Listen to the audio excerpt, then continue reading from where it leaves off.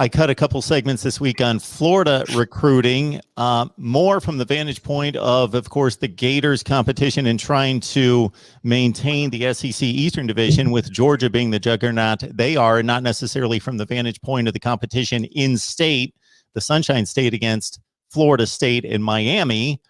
Cam, though, would like to reference an article that was written and released sometime this week on SI that involves Florida's recruiting situation involving the big three plus maybe one. It was 12 hours ago, so it was today. But basically, and I'm going to read you the headline. Why UCF football will pass Miami football within the state of Florida's recruiting hierarchy. I'm going to let you digest that for a second. And now you may begin to laugh because it is laughable. No, it's just no. And like the piece, and I sped read through it before, or when Mark was beginning the show, right when he clicked public or go live or whatever and everything.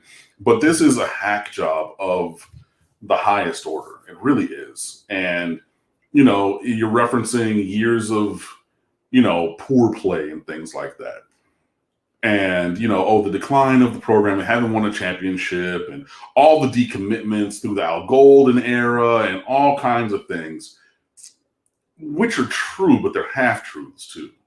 Because even with these losing seasons, even with that kind of stuff, Miami still recruited to a top 25 level, if not higher. You know what I mean? And there's not going to be a time that UCF gets a kid that Miami actually wants. You know, a kid who has a Miami offer, but is one of those, you know, option B, C, D, E, F kids. Sure. Stephon Zayas, who went there, defensive end from Dillard High School, played on the same defensive line as Jay Wright. I believe that was his name. He was defensive end, and Jonathan Ford. All three of those guys played Division I football. Stephon Zayas was 6'6", 200 pounds. He wasn't a take for Miami. And he wasn't the kind of freaky athlete that Gregory Rousseau is. So they're going to say, oh, well, they're about the same. No. Did he go to UCF? Yes. Did he gain the weight over time? Yes. Was he able to play there? Absolutely. But in no universe did it exist that he was somebody that Miami wanted. And then they got. If you look at Antoine Collier, if you look at Bentavious Thompson, if you look at Dredrick Snelson, all those guys had Miami offers. Snelson was even committed to Miami at one time. No, sorry, all three of them were committed to Miami at one time. And then they were processed, they were dropped, while Miami moved on to other targets, other players who were more athletic, able to play at this level, and move forward. And then those guys went to UCF. And that's the path, that's the pattern that can and will happen. But Miami losing out on an All-American, on a blue chip recruit that they want to UCF, one, is not going to happen, and two, it's not going to flip up the hierarchy. You know what I mean? The hierarchy right now, and I hate to say it, is probably Florida 1, Miami 1A, big gap, Florida State, big gap, medium gap, UCF, big gap, everybody else. But to say that UCF is going to eclipse Miami in the hierarchy, so not even just 1 year in like recruiting better than them, but in the pecking order of teams that you think of in terms of Florida recruiting, you're going to have that program invert above Miami on the hierarchy of things on the, no, absolutely not. Absolutely not. And it's asinine. It's such a hit job. It's such bullshit. And then it's even, if Miami doesn't play well in the 2010s, even, again, guys who I know, there's even a couple guys who write for State of the U, and I'm going back and forth with them like, what are you thinking, bro? And again, not even for one recruiting cycle, or 2, but saying that the whole pecking order of everything is going to change and have UCF over Miami. That's just not going to happen. I'm so sorry. And, I know Sports Illustrated is not what Sports Illustrated once was. It's basically, it's a fan site. And running a fan site and running, I think, the best or one of the best fan sites around. I understand how that works. But it's such a low-level hack job. Just we're going to say whatever just to get clicks, just to get people mad. This is a whole trolling piece to, whatever any negative publicity is publicity and things like that. It has, I won't say no logical foundation, but dubious at best, because everything that was said in that piece, in that hit piece, we're talking about, okay, Miami is bad, and Miami's been bad, and Miami has not won a championship and everything. Even if you were to give UCF the national championship, which they did not win, they had 2 winless seasons and multiple other single-hand victory seasons. I'm talking 1, 2, 3, 5. But that's not part of the conversation, right? Oh, we got, this coach here. You had Scott Frost leave kicking and screaming. Now, if Scott Frost would have stayed, you were then looking at UCF potentially starting to get blue chippers to go there. You're looking at, that was when they were on the precipice of being something greater than what they are. That was the window. And then he said, cool, I'm going to go back to where I graduated from. And I get it because, home is where the heart is. And he graduated there and won a Heisman Trophy in Nebraska. National championship. And the national, all that. Not the Heisman. Not the Heisman, the national championship, not the Heisman, because the Heisman was Crouch. Got it, sorry. But that was the window to really elevate, to make it towards being a Big Four kind of a thing.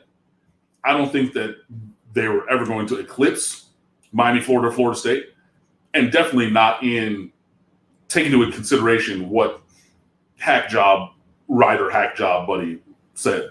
It's wholly ridiculous. It's just ridiculous. So I agree it's ridiculous. I am going to give him 2 points that you alluded to. One being that they have shown under the right conditions that they can bring themselves to a nationally recognized level. And under I agree a different with that. coach. Right. And I agree with that, but that wasn't what was said. You know what I mean? He said, oh, well, basically Miami's falling off. Miami's completely trash. We're going to out-recruit them and change the hierarchy, which is a very different situation than saying, in the right circumstances, we can elevate and join that group, which is very different. But that's also a measured take. And we all know that measured takes don't get clicks, but hot takes like the bullshit that he wrote, that does. And we also know that when you go 12-0 on the group of 5 level, that we have to make some kind of comparison judgment of what that means at the ACC/Power 5 level. It's not the same. We also know that the other leg that I'm going to give him to stand on is that they just hired a coach who has excelled in the SEC at times. I don't want to overstate his success at Auburn. It was top 15 to 20 level most of the time. He did take them to within seconds of winning a national championship.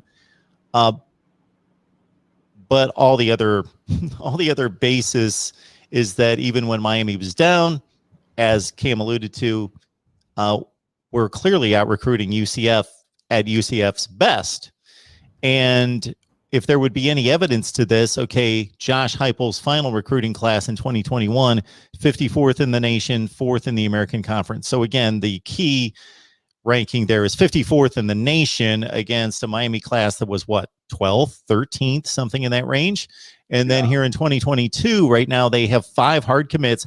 I could understand trying to get some clicks if they had just been setting the world on fire and we're like Kentucky's 12th right now, and Rutgers is like 14th, which probably aren't going to hold, especially in Rutgers' case. But let's ride the wave and let's get an article out there to stir some conversation because we actually have something. But they're 58th right now with 5 hard commits. So I'm I'm not getting the impetus for this. You know, again, just wanted to get clicks, just get off his hot take. It wasn't even like when Devontae Jason and Jamar Chase from Louisiana committed to Kansas a couple years ago, like on the same day, and everyone was like, bro, that's not gonna last. You know, and yeah, Jamar Chase that you're thinking of, him as a high school sophomore rising junior committed to Kansas. Yes, look it up.